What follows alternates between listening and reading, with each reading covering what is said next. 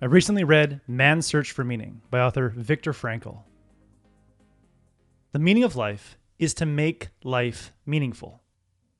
Since meaning varies from day to day and hour to hour, it's up to you and I to constantly search for meaning in our lives and generate a feeling of meaning. This takes work, but if we succeed, we activate the single greatest source of productive energy human beings possess. If we fail, however, we'll slowly fall into darkness and lose the will to live. Viktor Frankl, a survivor of 4 Nazi concentration camps, saw this firsthand. When a prisoner in the concentration camp would lose hope and refuse to get out of bed for another day of forced labor, he would pull out a cigarette he'd been hiding in his jacket and start smoking. Frankl says their meaning orientation had subsided, and consequently, the seeking of immediate pleasure had taken over. At that moment, we knew that for the next 48 hours or so, we would watch them die.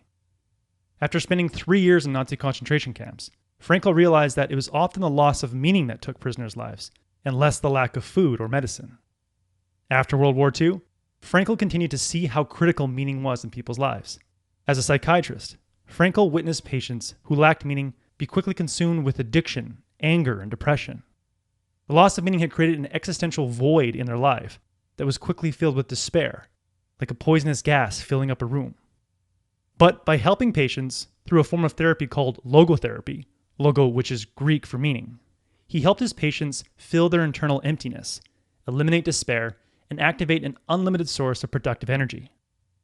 While being forced to find meaning during his time in Nazi concentration camps and helping others find meaning as a psychiatrist, Frankl found that there are 3 primary sources of meaning, what I've come to call the 3 wells of meaning: pursuing a life task, loving selflessly, and suffering bravely.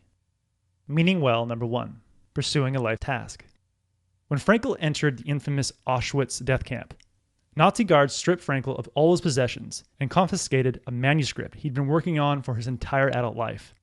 After a period of shock and disbelief, Frankl vowed to survive the death camp to one day rewrite and complete that manuscript.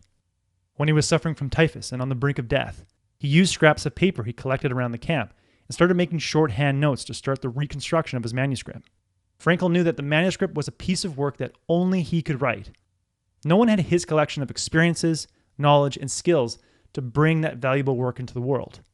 He knew that he had to make it out of the camp to pursue his life's task, because if he died, his work would be lost forever. If you died today, there would be a task that you and only you could have completed, a piece of work that required your unique collection of experiences, knowledge, and strengths. Maybe there was a lecture you were meant to give in the future, a project you were meant to contribute to, a team you were meant to lead, or a book you were meant to write.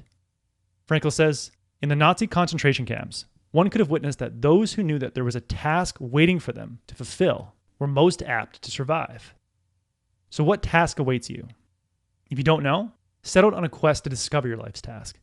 Wake up each day with the goal of having new experiences, acquiring new knowledge, and developing a rare and valuable combination of skills. When you feel like you need to prepare for a task that you and only you can do, a task you were born to do, life feels meaningful. Meaning well number 2, loving selflessly.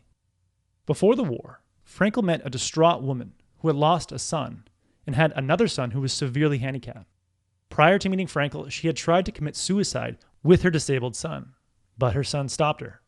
To help her regain a sense of meaning in her life and activate her will to live, he asked her to imagine herself at 80 years old, looking back at a life that was full of pleasure and free of the burden of taking care of her disabled son.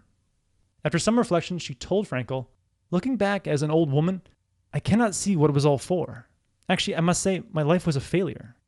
Then Frankl asked her to imagine a life dedicated to taking care of her handicapped son. After some reflection, she told Frankl, "I have made a fuller life possible for him. I have made a better human being out of my son. I can look back peacefully on my life, for I can say my life was full of meaning." Frankl's definition of love is different than most. It has little to do with the feeling of being in love, and more about struggling to help others succeed. To Frankl, love is an act of seeing the potential in others, which is not yet actualized. Love is elevating people around you. It's creating opportunities for your child. It's mentoring a junior member of your team. It's introducing your friend to someone who might help them find a career that better aligns with their interests. It's meeting a friend for coffee to help them brainstorm ideas for their latest business venture. It's being with a sick parent so they can find the strength to live another day. When you lack meaning, decide every morning who you will help elevate. See the person or group of people whose life you will try to make a little bit better. Get so busy working to help others that you forget yourself in the process. As Frankl says, the more one forgets himself by giving himself to another person to love, the more human he is and the more he actualizes himself. Meaning well, number 3, suffering bravely. Over the 3 years spent in the Nazi concentration camps, Frankl endured unimaginable amounts of suffering, but he found a way to transcend that suffering by imagining himself standing on a platform of a well-lit, warm, and pleasant lecture room. In the book he says, I imagine myself giving a lecture on the psychology of the concentration camp, and all that oppressed me at that moment became objective, seen and described from the remote viewpoint of science. By this method, I succeeded somehow in rising above the situation, above the suffering of the moment, and I observed them as if they were already of the past. When Nelson Mandela was thrown in prison for an unjust amount of time, he saw and later used his suffering as a way to inspire millions around South Africa to forgive their enemies and work together to rebuild a nation. His suffering had a purpose. As Frankl says, suffering ceases to be suffering at the moment it finds a meaning. Whenever an unexpected, uncontrollable setback happens in your life, find meaning in it to prevent the suffering from turning into despair. Look at suffering objectively and ask yourself, how might this be valuable? Often the greatest value in suffering is how it strengthens your character. When you think of your favorite movie, then think of your favorite character in that movie. They had to endure some sort of suffering, and through that suffering, you discovered who they were and what they stood for.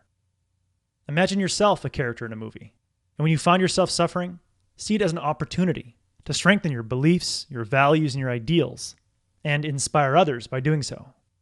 Frankl says, by accepting the challenge to suffer bravely, life has a meaning up to the last moment, and it retains this meaning literally till the end. The most important task every day is to find meaning and make life meaningful. We can make life meaningful by preparing and searching for our life's task, by elevating others, and by choosing to see suffering as a valuable opportunity to learn and strengthen our character.